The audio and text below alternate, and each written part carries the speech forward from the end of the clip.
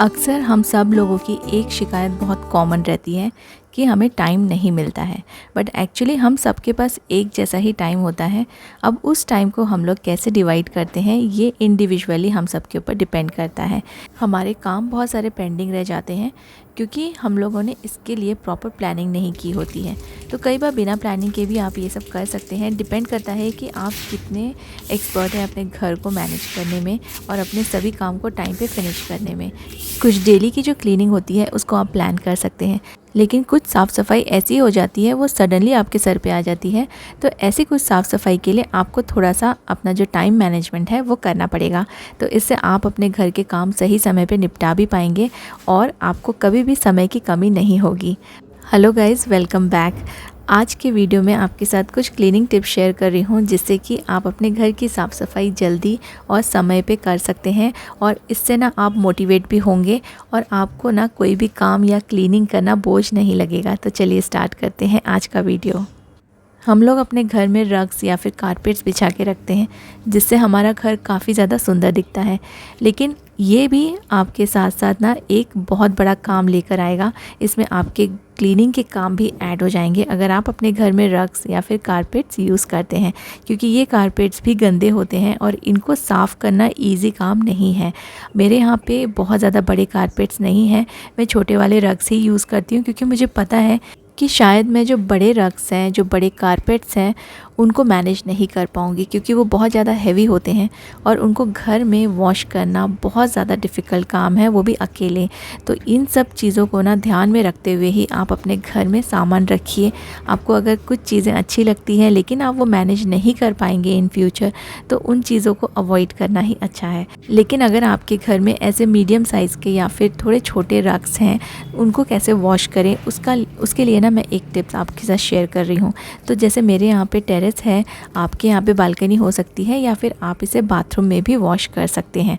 मेरे लिए इनको टेरेस पे धोना बहुत ही इजी पड़ता है, इसलिए मैं हमेशा अपने जितने भी रग्स मैं अपने घर में यूज़ करती हूँ उनको मैं टेरेस पे लाके ही वॉश करती हूँ, क्योंकि यहाँ पे स्पेस मुझे काफ़ी मिल जाता है। लेकिन हर किसी के पास इतना बड़ा स्पेस नहीं होता है, टेरेस नहीं होता है, तो आप बालकनी में भी आप कुछ ऐसे पाइप वगैरह लगा के या फिर पानी का अरेंजमेंट करके ऐसे आप रग्स वगैरह वॉश कर सकते हैं। अदरवाइज़ आप इसको बाथरूम में ही वॉश कीजिए। तो इसलिए छोटे रग्स रहेंगे तो आप बाथरूम में भी ईज़िली उन्हें वॉश कर पाएंगे। तो यहाँ पे ना मैं अभी स्लो पानी यूज़ कर रही हूँ क्योंकि मुझे अभी सिर्फ इसको हल्का वेट करना है और इसके ऊपर मैं काफ़ी सारा डिटर्जेंट डाल दूँगी। डिटर्जेंट बहुत सारा इसलिए मुझे डालना पड़ेगा क्योंकि ये रग्स काफ़ी गंदे हो गए हैं और मैं यहाँ पे लिक्विड डिटर्जेंट यूज़ नहीं कर रही हूँ, पाउडर डिटर्जेंट ही यूज़ कर रही हूँ, क्योंकि रग्स को वॉश करने के लिए ये पाउडर डिटर्जेंट काफ़ी काम में आते हैं और काफ़ी इफ़ेक्टिव भी होते हैं।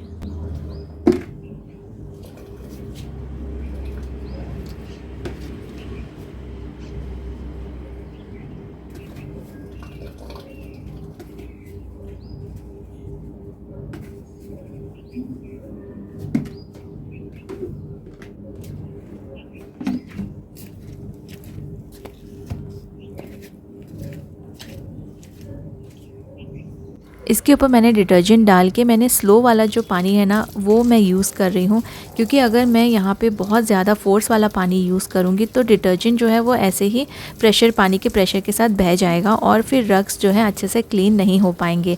तो यहाँ पे डिटर्जेंट डालने के बाद मैंने ये छोटा वाला पाइप अपने हाथ में रखा है और अपने पैरों की हेल्प से ही मैं इसमें पूरा जो डिटर्जेंट है वो स्प्रेड कर रही हूँ।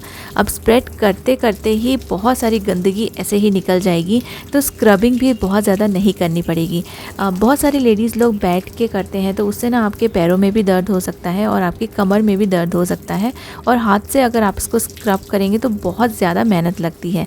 वैसे भी ये फ्लोर पे बिछाने वाले रग्स हैं, ये कपड़े तो है नहीं कि इन्हें हमें एकदम बहुत ही अच्छे से स्क्रब करके क्लीन करना है, तो इनको आप बस अपने पैरों से ऐसे स्क्रब कर लीजिए। मैंने स्लीपर पहना हुआ है और इससे ना जितना भी डिटर्जेंट है वो आराम से ईज़िली पूरे जो कारपेट है उसमें फैल जाएगा और नीचे की तरफ भी इसमें फैल जाएगा। आपको इसको टर्न करके वॉश करने की भी ज़रूरत नहीं पड़ेगी, मैं आपको दिखाऊंगी, ये बहुत ही अच्छे से क्लीन हो जाएंगे।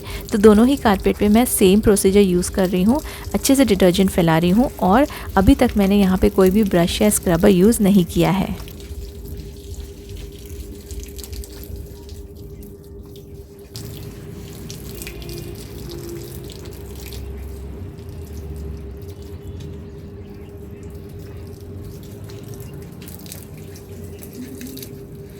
ऐसे टूल्स आप अपने घर में ज़रूर से रखिए, ऐसे लॉन्ग हैंडल वाले स्क्रबर्स, जिससे कि आपको अगेन बेंडिंग की ज़रूरत नहीं पड़ेगी, बेंड नहीं होना पड़ेगा, झुकना नहीं पड़ेगा और इजीली आपके कारपेट्स या फिर फ्लोर आप इनसे क्लीन कर सकते हैं।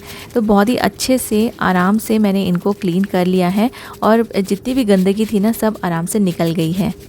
जब कोई भी डिफ़िकल्ट वाली क्लीनिंग हम लोगों को करनी होती है, तब ये जो क्लीनिंग है ना, ये हमेशा पेंडिंग होती जाती है, क्योंकि हम लोगों को ऐसा लगता है कि इसमें बहुत ज़्यादा टाइम लगने वाला है और कई बार ये बोरिंग भी हो जाता है और इसलिए हम लोग मुश्किल समझ के इस काम को ना छोड़ते जाते हैं और सोचते हैं कि इसको कल कर लेंगे या परसों कर लेंगे, और इससे ये बहुत लंबे समय तक पेंडिंग रह जाते हैं।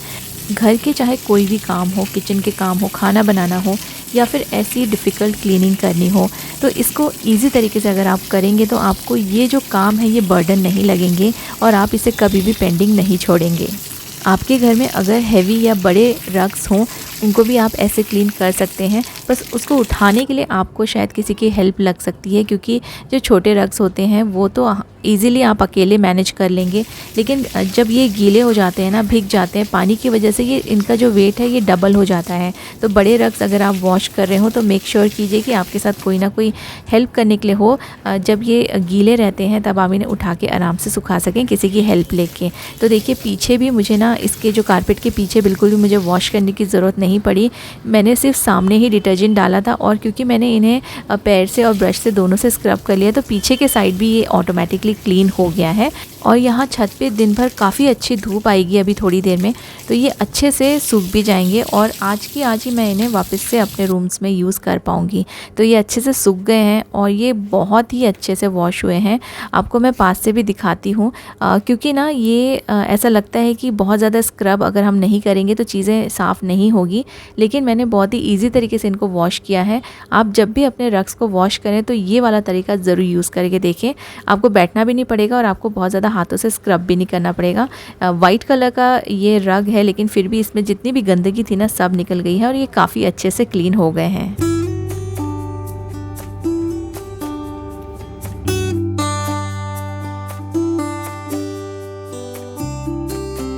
बेड के बिल्कुल साइड में मुझे रग्स डालना अच्छा लगता है, तो साइड में जगह नहीं है क्योंकि एक जगह पे मैंने साइड में एक छोटा वाला बेड रखा हुआ है, तो यहाँ सामने के तरफ मैं यहाँ पे ये रग डाल के रखती हूँ और इससे भी ना काफ़ी रूम ना अच्छा दिखने लगता है। तो आप भी अपने शौक़ पूरे कर सकते हैं, लेकिन जो भी चीज़ें आप यूज़ कर रहे हैं अपने घर में, आप सोच समझ के यूज़ कीजिए, क्योंकि इसको आपको ही मेनटेन करना है और मेनटेन करने में टाइम और मेहनत दोनों ही लगती है। इस रूम में मैंने बॉक्सेस रखे हुए हैं, तो बॉक्सेस कई बार हटाने पड़ते हैं और फ्लोर पे रखने पड़ते हैं, इसलिए यहाँ पे मैं ये छोटा वाला रग यूज़ करती हूँ। एक और जगह है जिसे साफ़ करने में भी हमें ऐसा लगता है कि ये बहुत बड़ा काम है, लेकिन आप इसको कुछ इजी तरीके से क्लीन करेंगे तो ये भी आसानी से क्लीन हो जाएगा।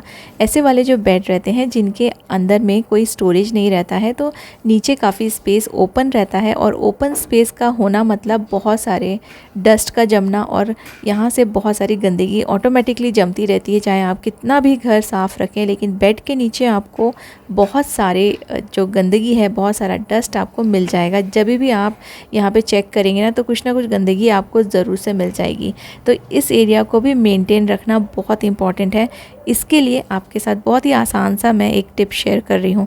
अगर अंडर बेड आपको क्लीन करना है तो आप कोई भी ऐसा लॉन्ग स्टिक ले लीजिए, जितना ये लंबा होगा उतना ही इजी होगा आपको अपने बेड के नीचे का जो एरिया है वो क्लीन करना। एक पुराना कपड़ा लिया है मैंने और इसको मैं यहाँ पे टाई कर रही हूँ। ये कपड़ा अच्छा बड़ा है, इसलिए इजीली इसमें नॉट बन रही है और ये टाइटली यहाँ पे रहेगा। अगर आप छोटा कपड़ा ले रहे हैं तो आप रबर बैंड की हेल्प से इसको यहाँ पे टाई कर सकते हैं। तो लॉन्ग स्टिक रहेगी तो आपका जो बेड है, जितना भी बड़ा बेड है ना, उसके अंदर का पूरा एरिया आप आसानी से क्लीन कर पाएंगे। अब इसमें मैंने कपड़ा जो लगाया है वो मैंने ड्राई ही रखा है, मैंने वेट नहीं किया है, क्योंकि जितना भी डस्ट है ना वो मुझे पूरा पहले क्लीन करना है और जो डस्ट है वो इस ड्राई कपड़े में इजीली अच्छे से आ जाएगा। अगर मैं गीला करूँगी ना तो फिर बार बार मुझे कपड़ा जो है वो चेंज करना पड़ेगा, इसलिए पहले ड्राई क्लीन कर लूँगी और फिर उसके बाद मैं मॉप की हेल्प से बेड के अंदर का जो पोर्शन है वो क्लीन कर सकती हूँ। बट पहले जितना भी ड्राई डस्ट है उसको क्लीन करना इम्पॉर्टेंट है। तो देखिए ये बहुत बड़ी मैंने स्टिक ली हुई है।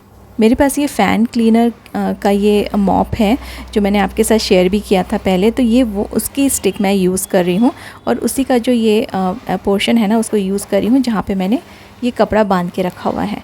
तो पूरा जितना भी अंदर का एरिया है ना, बेड के नीचे का एरिया, वो बहुत अच्छे से साफ़ हो जाएगा और काफ़ी आपको दिख रहा होगा कि अंदर तक आराम से मैं ईज़िली क्लीन कर पा रही हूँ। अगर आप झाड़ू से क्लीन करेंगे तो झाड़ू इतनी बड़ी नहीं होती है और आपको चारों तरफ से घूम घूम के आपके बेड को क्लीन करना पड़ेगा। देखिए ड्राई कपड़े में बहुत अच्छे से जो डस्ट है वो चिपक गया है और अगर गीला होता ना तो ये मुझे बार बार इसको चेंज करना पड़ता कपड़े को, इसलिए मैंने इसे ड्राई ही रखा है। और इस साइड से भी मैं अच्छे से बेड के नीचे का जो पोर्शन है वो क्लीन कर लूँगी। कम समय, कम मेहनत और आपका एक बहुत ही बड़ा जो एरिया है वो साफ़ हो जाएगा। तो ऐसे टिप्स आप ज़रूर यूज़ कीजिए जब भी आप अपने घर को साफ़ करते हैं। ये क्लीनिंग टिप्स अगर आपके घर को क्लीन करने में भी काम में आएगी तो मुझे काफ़ी अच्छा लगेगा। शेयर ज़रूर कीजिएगा। Thank you so much for watching.